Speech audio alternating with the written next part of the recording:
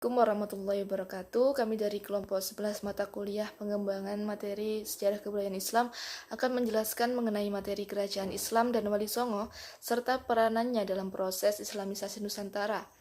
Kelompok yang beranggotakan rekan saya Sabrina Salsabila Ali dan juga saya sendiri Qotratun Nada Firdausiah. Baik, untuk materi selanjutnya akan disampaikan oleh pemateri pertama, yaitu saya sendiri. Bab yang pertama mengenai kerajaan Islam dan peranannya dalam proses Islamisasi. Kerajaan Samudra Pasai. Kerajaan Samudra Pasai berada di sekitar pesisir Aceh yang termasuk kerajaan Islam pertama abad pertengahan di Indonesia. Munculnya kerajaan Samudra Pasai adalah berasal dari usaha-usaha penyebaran agama Islam di wilayah pesisir oleh para pedagang Islam. Ketika Islam belum ada, tradisi di sekitar kerajaan ini menganut tradisi dan kebudayaan Hindu-Buddha. Kerajaan ini dipimpin oleh Sultan Malik As-Saleh yang terkenal menjadi sosok pendakwah yang menyebarkan Islam ke Asia Tenggara maupun di Indonesia. Peranannya yakni, faktanya dalam menyebarkan Islam adalah banyak ulama yang dikirim ke Pulau Jawa untuk mendakwahkan agama Islam. Bahkan tidak hanya itu, para pelajar yang berada di Pulau Jawa juga pergi menuntut ilmu ke Pulau Sumatera. Pada masa pemerintahannya, Kerajaan Samudra Pasai memberikan kontribusi penting bagi perkembangan dan perluasan agama Islam. Salah satu kontribusi terpenting adalah dalam sektor komersialnya. Pesatnya perkembangan penyebaran Islam seiring dengan perkembangan ilmu pengetahuan dipengaruhi oleh luasnya kawasan kerajaan Samudra Pasai, sehingga penyebaran Islam juga meluas hingga ke Asia Tenggara. Kerajaan Aceh diperkirakan ada pada abad ke-15 dan meneruskan kerajaan sebelumnya, yaitu Kerajaan Lamuri. Kerajaan Aceh dipegang oleh Sultan Muzaffar Shah yang kemudian kepemimpinannya diganti oleh Sultan Moghayyad Shah yang merupakan sosok yang mengambil alih wilayah kekuasaan Portugis. Peranannya yakni, yang pertama, Islam tersebar berkat kekuasaannya di beberapa daerah. Yang kedua, menyebarkan Islam melalui jalur tasawuf. Dan yang ketiga, meluaskan Islam melalui organisasi pendidikan dan calon-calon ulama Islam. Dan yang keempat, menyebarkan Islam melalui karangan yang diciptakan oleh tokoh terkenal Aceh. 3. Kerajaan Demak berdiri pada tahun 1478 dan dipimpin oleh Raden Fatah, yang mana putra dari Prabu Wijaya V. Pada mulanya Raden Fatah tumbuh dan berkembang di Palembang, lalu setelah itu ia diberikan kekuasaan wilayah di Demak sehingga pindah dan melakukan perubahan pembaruan di daerah tersebut. Kemudian juga menjadikan Kerajaan Demak sebagai pusat kerajaan Islam pertama di Pulau Jawa dan menjadi pelopor perdagangan Nusantara. Peranannya yakni dalam aspek sosial budaya, tidak menganut sistem kasta. Para wali di sini juga berperan sebagai pemberi saran bagi raja, lalu juga dibangunnya masjid. Dalam aspek ekonomi, menjadi pusat perdagangan Nusantara yang menjadikan jalur penyambung antara wilayah timur dengan wilayah barat. Dan yang ketiga, aspek politik, di mana Kerajaan Demak menjalin hubungan kerjasama dengan Pulau Kalimantan, tepatnya yang berada di Banjarmasin. 4. Kerajaan Banten. Wilayah dari Kerajaan Banten ini sangat penting, tepatnya berada di pinggiran Selat Sunda yang menjadikan umpan tersendiri serta menjadi jalur yang menyambungkan wilayah Sumatera dan Jawa, sehingga proses tersebarnya Islam juga tidak sulit. Dengan keunggulan wilayahnya ini, maka berdirikanlah Kerajaan Banten oleh Pangeran Hasanuddin, anak dari Sunan Gunung Jati. Peranan yang ia lakukan yakni 1. Menjadi jalur yang menyambungkan wilayah Sumatera dan Jawa. 2. Membangun pondok pesantren. 3. Membangun masjid. 4. Menempatkan beberapa ulama di beberapa daerah. Dan kelima, membangun karangan-karangan untuk menunjang pembelajaran Islam. 5. Kerajaan Mataram Islam. Pada saat kerajaan dipimpin oleh Panembahan Senapati, ia menetapkan Islam menjadi salah satu keyakinan yang dianut oleh Kerajaan Mataram Islam. Peranan yang dilakukan yakni 1. Menetapkan Islam menjadi satu keyakinan yang dianut oleh Kerajaan Mataram Islam. 2. Menjadikan para wali seperti pemberi saran dan sekaligus pemberi petunjuk kerajaan. 3. Membangun tempat ibadah. 4. Membuka lahan baru untuk tempat permukiman. Dan 5. Mendirikan tembok pelindung sekitar kerajaan. 6. Kerajaan Cirebon. Kerajaan Cirebon yang dipimpin oleh Sunan Gunung Jati, Letak dari kerajaan ini berada di Jawa Barat dan menjadi kerajaan Islam pertama di sana. Dalam masa keemasannya, kerajaan Cirebon ini sudah masih dipegang oleh Sunan Gunung Jati, atau nama lainnya yakni Syarif Hidayatullah. Saat telah datang ajalnya, kemudian kepemimpinan kerajaan tidak ada yang menggantikan, sehingga waktu kosong tersebut dijadikan untuk memperkuat pemerintahan dalam mempertahankan kerajaan dalam misi penyebaran agama Islam. Peranannya yakni dalam aspek dakwah. Dalam berdakwah dibantu oleh beberapa ulama yang lain, menggunakan metode langsung berinteraksi dengan orang sekitar dan membenarkan bacaan-bacaan yang dipercaya untuk menyembuhkan penyakit, lalu melakukan pemerataan penduduk. Dalam aspek pendidikan, menjadikan pesantren sebagai perantara pendidikan, menanamkan sikap moral yang baik kepada masyarakat sekaligus menjadi contoh. Dan yang terakhir, aspek arsitektur, contohnya adanya keraton, adanya jembatan kretek pengerawit, dan dibangunnya masjid. 7. Kerajaan Goa Talu. Kerajaan Goa tercatat sebagai salah satu kerajaan tertua di Indonesia bagian timur karena bersama dengan Kerajaan Lu dan Kerajaan Boni, semua yang mencari perlindungan di bawah kerajaan harus menerima Islam sebagai agama mereka. Peranannya yakni 1. Menaklukkan beberapa kerajaan di Pulau Sulawesi, dan 2. Kedatangan saudagar muslim melalui jalur perdagangan yang memberi pengaruh para penduduk. 8. Kerajaan Ternate. Masyhur Mulamo adalah Raja Ternate pertama yang memerintah dari tahun 1257 hingga 1272. Setelah Sidah Arif Mulamo, kepemimpinan Ternate dilanjutkan oleh Bayanullah dan kemudian dilanjutkan oleh marhum. Peranannya yakni 1. Menyatakan janji untuk mengikuti pemimpinnya sesuai prosedur Islam. 2. Dilarangnya poligami. 3. Dilarangnya melakukan hubungan di luar pernikahan. Dan 4. Mengharuskan para wanita untuk memakai pakaian yang baik. 9. Kerajaan Tidore. Kerajaan Tidore sekarang menjadi kerajaan Islam yang bermarkas di kota Tidore, Maluku, Indonesia Utara. Selama masa kejayaannya pada abad ke-16-18, kerajaan ini menguasai sebagian besar Halmahera Selatan dan banyak pulau di Lepas Bul, Ambon, dan pantai barat Papua. Untuk peranannya yakni berperan penting dalam menyebarkan Islam ke Maluku, meskipun pengaruhnya sangat besar karena wilayah timur menjadi basis penyebaran agama Kristen di Nusantara. 10. Kerajaan Banjar. Peranannya dalam menyebarkan agama Islam yaitu 1. Melalui jalur perdagangan. Ini memiliki hubungan perdagangan dari muara sungai satu dengan sungai yang lain. Kemudian pada jalur perkawinan, pernikahan dilakukan di Banjar oleh para saudagar dan ulama yang menikahi wanita.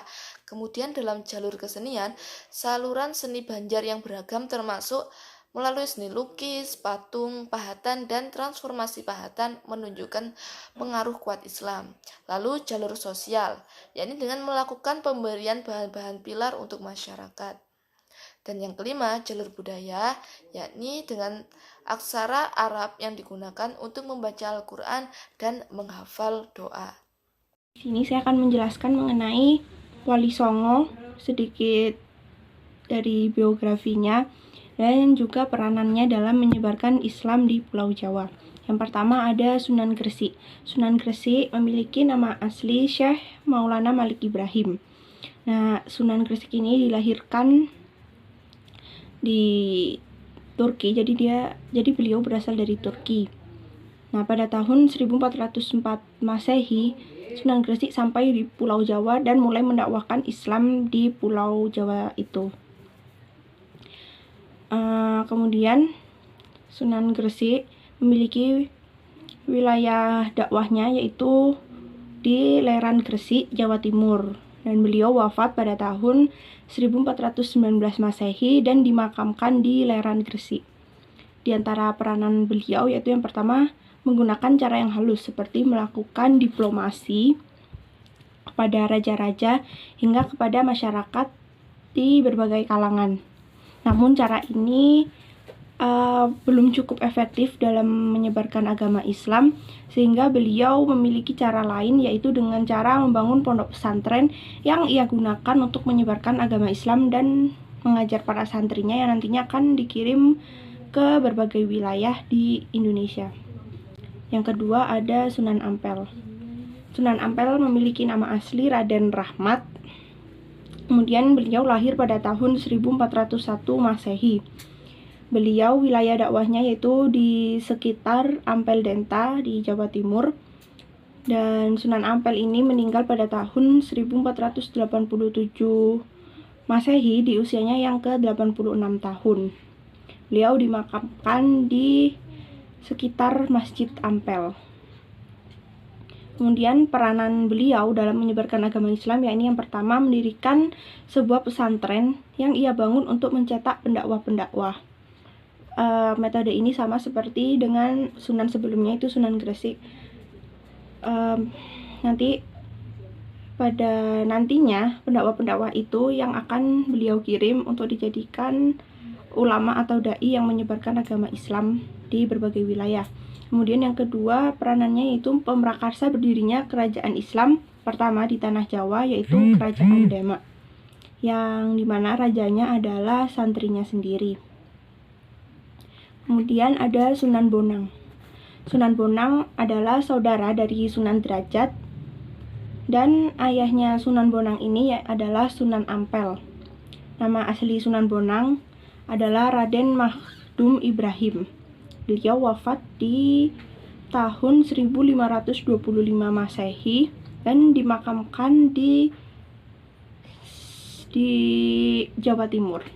Peranannya yaitu yang pertama membangun pesantrennya sendiri dan mulai menyebarkan agama Islam di masyarakat sekitar daerah Kediri dan Lasem, Jawa Timur. Kemudian yang kedua beliau menjalankan dakwahnya melalui gending-gending dan tembang-tembang atau syair-syair yang diiringi dengan gamelan. Kemudian ada Sunan Kalijaga. Sunan Kalijaga memiliki nama asli atau nama kecil Raden Sahid. Nama itu adalah nama yang diberikan oleh kedua orang tuanya sebelum beliau diangkat menjadi sunan. Sunan Kalijaga sendiri sebelumnya adalah anak dari Adipati Tuban Tumenggung Wilaktikta yang menjabat pada masa itu. Sekaligus Sunan Kalijaga ini adalah murid dari Sunan Bonang saat ia dalam proses perantauannya beliau bertemu Sunan Bonang dan kemudian diangkat menjadi murid oleh Sunan Bonang. Nah, peranannya yang paling terkenal yaitu dengan menggunakan media wayang dan gamelan Jawa dengan inovasi yang ditambahkan oleh Sunan Kalijaga, yaitu nilai-nilai ajaran agama Islam dan Rubini. Kemudian ada Sunan Giri. Sunan Giri dilahirkan pada tahun 1442 Masehi dengan nama Raden Paku atau Raden Ainul Yakin karena kepintarannya. Beliau masa mudanya dihabiskan untuk menuntut ilmu di pesantren milik Sunan Ampel. Jadi Sunan Giri ini juga merupakan teman dekat dari Sunan Bonang sendiri. Beliau juga disebut-sebut memiliki ilmu laduni. Kemudian pada akhir hayatnya beliau wafat di tahun 1506 Masehi dan dimakamkan di daerah Bukit Giri di Gresik. Kemudian peranannya yang pertama adalah Sunan Giri membangun pesantrennya sendiri di daerah Giri. Kemudian ada juga beliau memiliki karya melalui tembang dolanan untuk anak-anak seperti gula ganti, jamuran, jublak-jublak suweng, dan lain sebagainya. Next ada Sunan Derajat. Sunan Derajat pada masa kecilnya memiliki nama Raden Kosim. Beliau adalah saudara dari Sunan Bonang yang merupakan anak dari Sunan Ampel. Beliau lahir hasil dari pernikahan Sunan Ampel dengan Nyai Gede Manila, dan beliau wafat di usianya yang ke-60 tahun. Peranannya yang pertama, beliau berdakwah menggunakan media kesenian berupa tembang-tembang dan gamelan.